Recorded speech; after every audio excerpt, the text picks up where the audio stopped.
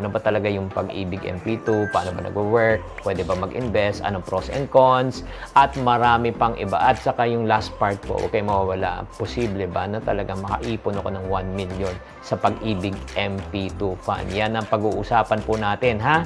Kaya tune in lang po kayo. Ito lang, ang Pag-ibig po ay matagal na po, since 2011, at marami po sa inyo ang curious. Ang Pag-ibig po talaga MP2 fund is tinatawag nating voluntary savings program na binibigay po ng tinatawag na HDMF, yung Philippine Home Development Mutual Fund, or tinatawag nating popularly known as Pag-ibig Fund.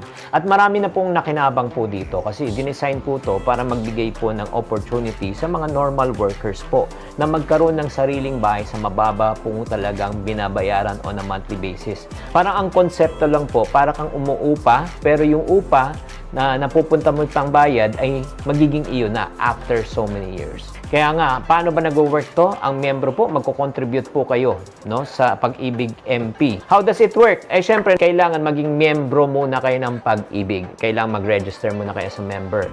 At may monthly membership fee po sila.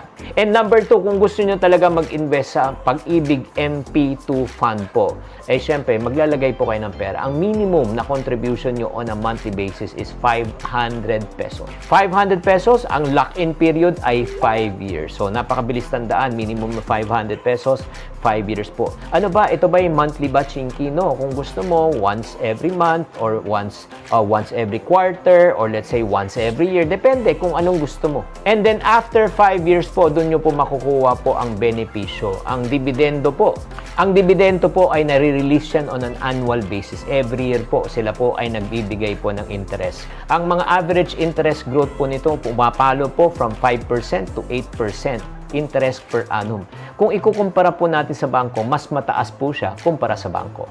Sino po ang mga eligible na mag-invest po sa Pag-ibig MP2? Ang mga eligible po, syempre yung mga members po na P1 members. Yan po ang tawag po nila sa P1. Kasama na rin po yung tinatawag nating workers at saka locally employed at saka yung mga OFWs. Self-employed, pwede rin po. Voluntary members, pwede rin po. At bago tayo magpatuloy, itatanungin ko na rin si Grace Villagomez, si Napskit TV 2023 at saka si Erlene Rose Jimenez. Kayo ba ay Pag-ibig members na? Ano naman ang pros and cons? Yan muna next topic natin. Ang pros ng Pag-ibig, mas mataas pong dividend compared to regular savings bank. As I mentioned, 5 to 8%.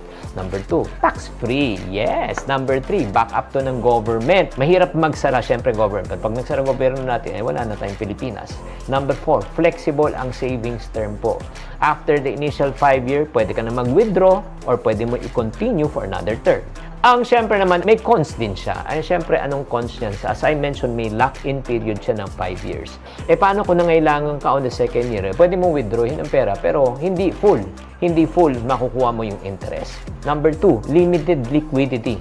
Syempre, pagka pre-terminate mo nga, meron tayong tinatawag na restriction and penalties. And then number 3, yung returns po na 5 to 8%, hindi po guaranteed. Dependent on the performance of the fund for the year. At ang tanong, bakit kaming mga empleyado or let's say mga OFW kailangan na mag-invest dito? kasi ano to this is a good option kung naghahanap po kayo ng mas mataas ng interest kumpara sa bangko. Instead na ilagay po natin sa mga regular savings bank na less than 1%, pwede nyo na ilagay dito na pwede kayong kumita ng 5 to 8%. Number 2, tax-free. Number 3, secure ka. Safe yan. Hindi ka mai-scam. Di ba? Now, next question. Ito na yung last question. Chinky, posible ba na talagang kumita ako at talagang makaipon ako ng 1 million pesos sa pamagitan ng Pag-ibig MP2? The answer is absolutely yes. Paano? Ito ay depende kung magkano ang ilalagak mo sa iyong monthly contribution. No, pwedeng 500, pwedeng 5,000, pwedeng 50,000, di ba? Depende. Kung ikaw ay mas consistent na nagko-contribute at ikaw ay consistent na nag-i-invest, syempre, mas madali natin maabot yung tinatawag nating 1 million pesos na mark. So, ang final question, paano ba ako talaga mag-uumpisa? Step number 1 po. Number 1, kailangan mag-membro kayo ng Pag-ibig. At kung magkano yan, pakicheck na lang po sa website. Number 2 po, i-visit po natin yung Pag-ibig Fund website. Number 3, mag-decide ka kung ano ang contribution na gusto mong ibigay on a monthly basis. At number 4, syempre, gaano kadalas? Monthly ba? Quarterly ba? Annually ba? And then number 5, magbayad na kayo over the counter, pwedeng online or mga authorized payment center. And last but not the least, you watch your money grow. At kung meron pa kayong kadagdagan na katanungan tungkol sa pag-ibig po, by the way, this is not a paid ad po.